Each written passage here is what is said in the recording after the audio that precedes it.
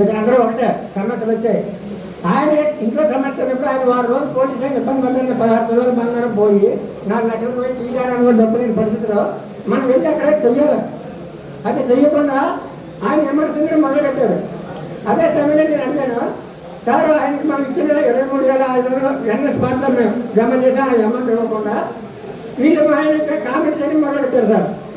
అదే విషయం నేను రండి ప్రతి సంవత్సరం కూడా మీరు రెగ్యులర్గా రిజిస్ట్రేషన్ చేయించాలని అడిగారు సార్. చేయించలేదు.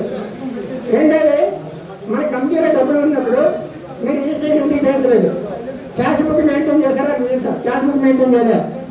గత 4 సంవత్సరాలుగా క్యాష్ బుక్ మెయింటైన్ అవ్వలేదు, రిజిస్ట్రేషన్ అవ్వలేదు. అలాంటప్పుడు ఇది జమ్మియే సార్. దయచేయడం సార్. అయితే ప్రతి సంవత్సరం కూడా రిజిస్ట్రేషన్ చేయించలేదు, 4 సంవత్సరాలుగా క్యాష్ బుక్ మెయింటైన్ అవ్వలేదు, అడిగి చేయించలేదు. మీరు విశాఖపట్నం రిజిస్ట్రేషన్ చేయించిన తర్వాత అనకాపల్లి 7 చేశారు. అనకాపల్లి డిస్ట్రిక్ట్ అలాగైపోయినప్పుడు, తెలంగాణ ఆంధ్ర అయిపోయినప్పుడు ఎలా బట్టవాడైందో అలాగే మన విశాఖపట్నం అనకాపల్లి అయినప్పుడు అలాగే వాళ్ళకి ఎవరైనా సంపద వాళ్ళకి ఇచ్చేసి మీరు ఇచ్చిన 4 సెంట్లు పోయి మీరు తీసుకోండి. ఎక్కడో 19 సెంట్లు ఇచ్చారు, నాకు 5 ఎకరాల పైన కొండ మీద జీవితం మాత్రమే అని నేను ఛాలెంజ్ చేశాను సార్. ఏంటంటే మనకి ఎక్కడైతే ఇవ్వాలో అక్కడ ఉపయోగం ఉండదు తప్ప. రెండోది నా రిక్వెస్ట్ ఏంటంటే, ఒక పల్లెటూరులో ఒక జవాన్ చనిపోతే ఈయనకి హిందీ రాదు, వాళ్ళకి తెలుగు రాదు కమ్యూనిటీకి.